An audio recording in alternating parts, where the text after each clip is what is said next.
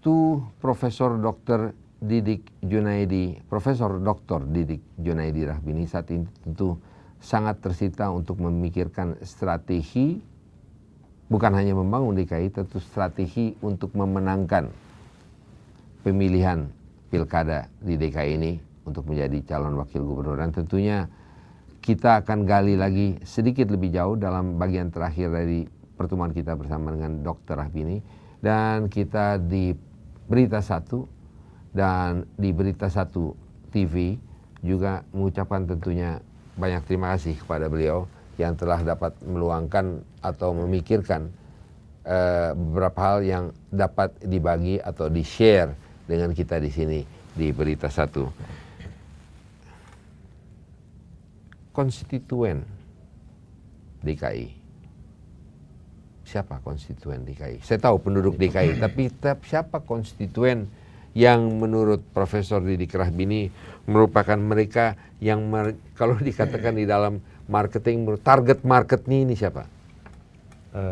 Dalam pilkada pasangan calon Hidayat Didik, ya kita sebutkan Hidayat Didik dengan tagline Ayo Beresin Jakarta. Kenapa beres? Karena kita berkeyakinan mampu untuk membereskan DKI dan resource yang juga besar. Konstituennya siapa? Tentu saya sebagai pasangan calon bersama Dr. Hidayat Nur Wahid berasosiasi dengan partai. Nah, ini gabungan antara Partai Keadilan Sejahtera dan Partai Amanat Nasional. Di mana dua partai ini, terutama Partai Keadilan Sejahtera, mempunyai lini jaringan bawah yang kuat sekali. Dan Partai Amanat Nasional pernah menjadi jaringan bawah. Ya, jaringan, orang miskin. Ya, masyarakat yang terbanyak adalah golongan miskin, menengah ke bawah, ya. Yang saya tidak mengatakan miskin, menengah ke bawah. Kalau miskin, masih banyak orang miskin di Jakarta. Kalau miskin kriteria pemerintah, DKI itu tinggal ya 4%, 3%. Tapi miskin dalam arti sebenarnya masih cukup banyak yang harus diselesaikan. Nah, saya berkeyakinan siapa konstituennya, afiliasi partai inilah yang akan bergerak, termasuk PAN, ya. Dan saya dengan Pak Hidayat itu kira-kira membagi untuk lini atas akademik, ya, saya lebih banyak, tapi di lini bawah Pak Hidayat lebih banyak, ya, potensi kekuatannya, dan itu terus diperkuat. Dan kita punya keyakinan menang karena berkaca pada pemilihan pilkada yang lalu, PKS sendiri itu memegang suara 40%. Dan kalau itu saja yang tetap komit dan digarap, di mana spot-spotnya sudah diketahui oleh teman-teman. Jadi di mana saja PKS itu dalam pilkada yang lalu menang, itu sudah diketahui. Dan itu saja dipelihara, kita sudah punya keyakinan menang. Itu kira-kira. Dan bagi Partai Amanat Nasional, kembali jadi pertanyaan saya, target market dari golongan menengah ke bawah utama itu. Itu yang utama. Prof, saya masih ingin mendapatkan gambaran yang dinamakan golongan menengah ke bawah. Mohon maaf, itu adalah orang-orang yang masih di tempat kumuh, itu tentunya orang miskin, ya. Orang, ya. Kalau seumpamanya kita kan orang Jakarta, Prof, dan Prof juga lama di Jakarta meskipun dari Madura. Tapi sejak 79 ya, di Jakarta. Jadi mengetahui keadaan Jakarta lagi. Kalau saya mengatakan atau ingin menanya, daerah perkampungan di Tanjung Priok, menengah ke bawah atau bawah? Termasuk bawah di perkampungan Tanjung Priok. Kalau umpamanya Lebak Bulus, Cinere. Yang mana itu? Lebak Bulus dan Cinere. Termasuk kelas? Enggak, itu sudah termasuk menengah atas. Jadi itu sedikit di situ. Kita sudah tahu petanya. Yang banyak itu dengan pendidikan SMP, SD itu 2/3 dari penduduk. Dan itu merupakan target komunikasi kita. Ya, tapi tadi saya menanyakan pada Prof, dan mohon maaf tadi dikatakan di Jakarta 2-3% yang adalah miskin. 2 dan 3%. Itu untuk kriteria pemerintah. Yang garis kemiskinannya itu di kota sekitar 230.000 per orang per bulan. Itu terlalu kecil. Itu definisi sangat miskin. Tapi miskin dalam arti sebenarnya yang rumahnya tidak punya atau rumahnya masih lantainya tidak bagus, tidak punya Masih jamban, tanah. masih ya, itu cukup banyak. Masih memakai Jambannya juga kali tidak untuk mandi, ya cuci. itu banyak sekali, masih banyak. Kalau nasional Itu bukan miskin. termasuk miskin. Kalau nasional itu Dan yang 2-3%. oh enggak, itu lebih banyak. Lebih banyak lagi. Oh, itu tidak termasuk miskin, orang yang masih buang air di kali. Dan Masuk miskin. Pak Peter, itu kemiskinan kriterianya tergantung kita di mana. Kalau kriterianya miskin itu hanya pendapatan 230, itu yang di DKI yang miskin ya sedikit. Tapi bukan kriteria itu yang harus dipakai untuk DKI, harus ke atas. Sehingga kemiskinan ini bisa kita prediksi lebih dari 10-20% yang miskin ya. Didik Rahbini, Partai Amanat Nasional. Dan nama dari partai itu sudah jelas, Partai Amanat Nasional. Ya. PKS merupakan tendensi atau sering mendapatkan kritik oleh karena dianggap kurang pluralitasnya kurang. Betul apa salah atau itu atau bagaimana? Tidak benar ya. PKS itu kurang plural ya. Tapi bahwa partai ini mengusung nilai-nilai religius itu penting. Karena agak bisa diulang nggak? Silakan, nggak tidak apa, silakan minum dulu. Ya. Nah dia mengusung nilai-nilai religius, tapi tetap dia menghormati agama-agama lain. Kira-kira itu gambaran tentang PKS. Jadi tidak merupakan seperti Tidak, apa yang digambarkan oleh orang. Orang tidak perlu resahlah dengan adanya PKS nanti menguasai Jakarta sehingga orang-orang yang lebih beragam ini tidak merasakan bahwa ini akan merupakan ancaman. Jakarta plural, harus di setting plural. Indonesia plural kok. Jakarta lebih. Ya. Sehingga harus ada visi plural juga. Ya. Jadi sebetulnya adalah pencitraan daripada PKS yang kurang dilakukan. Kurang banyak maju ke depan untuk menyatakan ini loh visi dan misi kita. Inilah bahwa kita sebetulnya nasionalis. Tapi bahwa agama kita pakai untuk membangun dia negara. memberi inspirasi gitu. Inspirasi. Nilai yang bagus. Ya. Gitu. Dan itu tidak akan menjadi kendala buat Didik Rahbini. Tidak. Baik. Pak Didik Rahbini, tentunya ada satu hal yang ingin saya sampaikan atau tanyakan juga kepada Pak Didik Rahbini, yaitu Jakarta sudah menjadi satu kota yang oleh institusi-institusi internasional ada dua hal. Menjadi satu kota yang sangat rentan narkoba. Satu lagi, kota yang paling banyak sepeda motornya. Sepeda motor kita tahu bahwa itu bisa diatasi dengan adanya transportasi massal, dengan adanya mass rapid transit itu tadi, narkoba. Apa yang dilakukan oleh seorang Didik Rahbini? Pertanyaan saya sebetulnya begini, kita mengetahui bahwa di daerah-daerah hiburan-hiburan, apalagi di daerah Jakarta Utara, itu sangat rentan dengan adanya pengedaran narkoba. Oleh karena itu mendapatkan backingan dari orang-orang tertentu, bahkan dapat backingan dari dunia hitam. Berani? Ada dua pendekatan yang harus dilakukan. Berani? Ini harus berani, tidak bisa tidak. Itu pertanyaan saya. Itu dulu. Itu harus. Kemudian, tidak bisa tidak. Kita tidak boleh menyerah kepada kejahatan. Kalau menyerah kepada kejahatan, kita akan ditindas. Dan nanti pemerintahan itu menjadi bagian dari mafia kejahatan itu. Itu prinsip. Ya. Nah sekarang pendekatannya ada dua, yaitu tidak langsung dan langsung. Yang tidak langsung itu pendidikan, kampanye di media, dan media harus ikut juga kampanye ini tanpa harus bayar, karena ini harus sosial.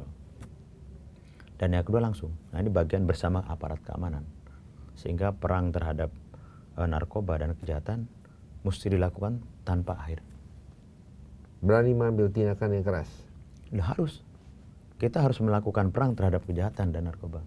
Dan aparat keamanan yang tidak berani, ya tidak boleh ada di Jakarta. Dia harus melakukan langkah-langkah itu. Baik.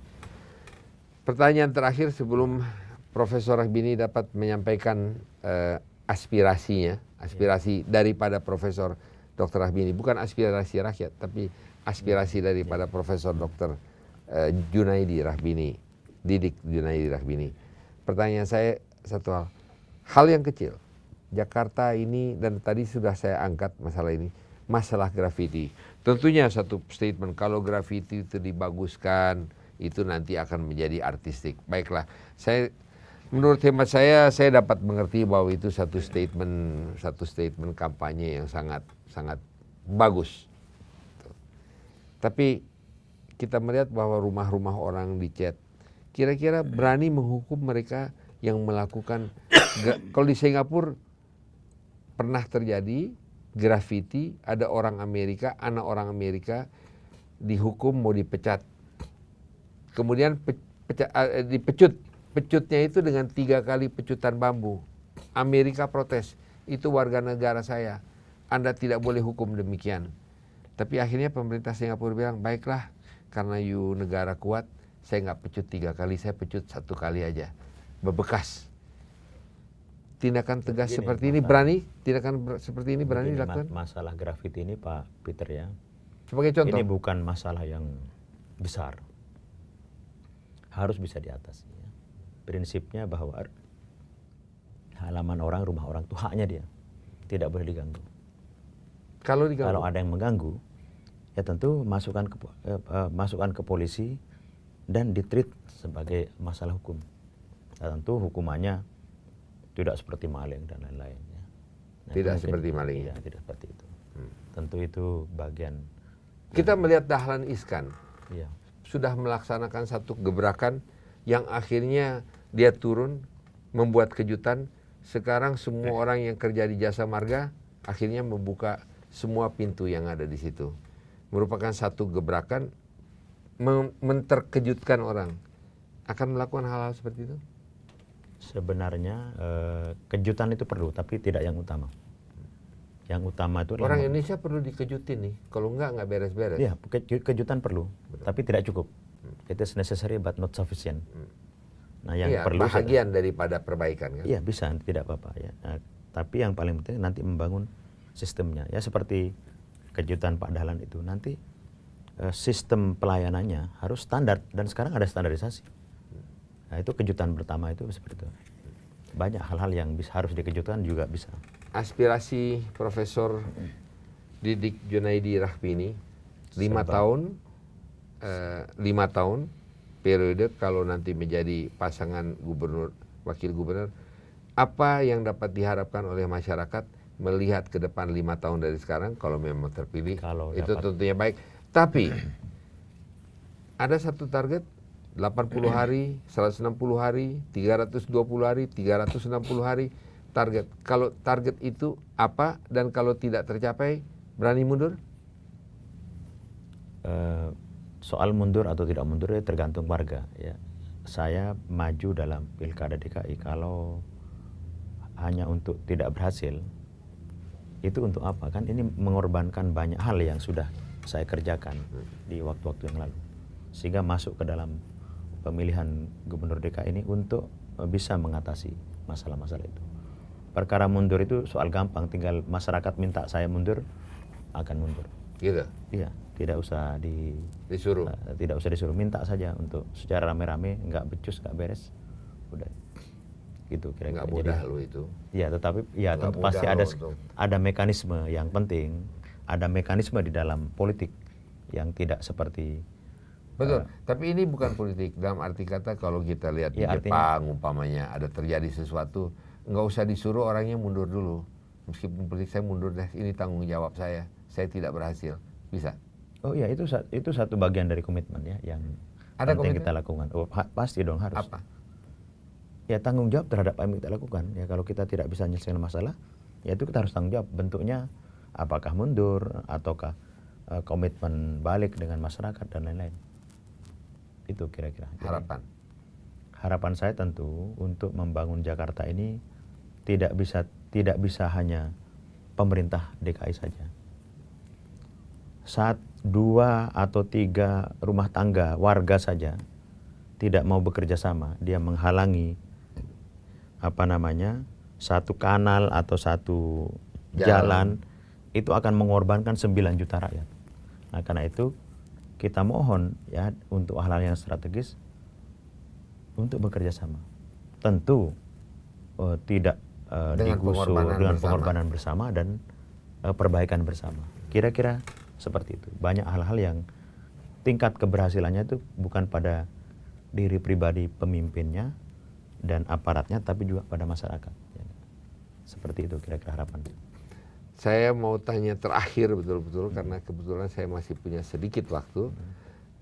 Pertanyaan terakhir saya adalah pada Profesor Didik Rahbini, pendatang baru, kita tahu kalau habis Lebaran Idul Fitri banyak yang datang. Ada ide-ide atau pemikiran bagaimana mencegahnya? Sulit ya? Ada, tapi sebenarnya sudah berkurang. Ya. Tetapi usaha-usaha untuk mengurangi mesti dilakukan, terutama dengan daerah sekitar. Nah, kalau daerah sekitar seperti Bandung, Bogor, Subang punya pusat-pusat pertumbuhan, maka akan lebih menyebar dan beban Jakarta akan berkurang. Baik, Secara tidak langsung. Profesor Rahbini, satu hal, kalau saya jalan, kalau Profesor Didik Rahbini datang di persimpangan jalan lampu merah, kita lihat banyak bayi-bayi yang umur 3 bulan, 1 bulan disewakan, dibiarkan?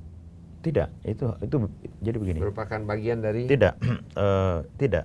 Ya, kalau ada penduduk miskin seperti itu merupakan tanggung jawab pemerintah daerah, pemerintah negara. untuk menyelesaikan. Sahabat saya pada waktu krisis dia sekolah di Jerman, kirimannya kurang. Itu untuk kesehatannya dijamin, orang asing dijamin. Apalagi warga negara sendiri itu wajib dan itu merupakan bagian yang yang harus diselesaikan. Tapi tentu mungkin ada mafia yang mempekerjakan itu diselesaikan juga. Terima kasih atas Terima kasih. kedatangannya di studio kami. Perlu saya ingatkan juga bahwa Anda dapat menonton acara ini melalui www.berita1.tv dan juga melalui www.berita1.com. Ingin saya juga sampaikan bahwa pembicaraan kami bersama dengan calon gubernur Profesor Dr. Dr. Hidayat Nur Wahid. Profesor Dr. Didik Rahbini. Junaidi, Profesor Dr. Didik Junaidi Rahbini, akan kita coba untuk melakukan transkrip dan akan juga kita kabarkan kepada Anda, sampaikan kepada Anda melalui beberapa media cetak seperti Suara Pembaruan, Investor Daily, maupun juga melalui Jakarta Globe dalam bahasa Inggris. Sehingga bagi pembaca bahasa Inggris maupun mereka yang membaca dan hanya berbahasa asing atau orang asing dapat juga melihat kemajuan-kemajuan atau rencana-rencana yang akan dilakukan di kota Jakarta ini.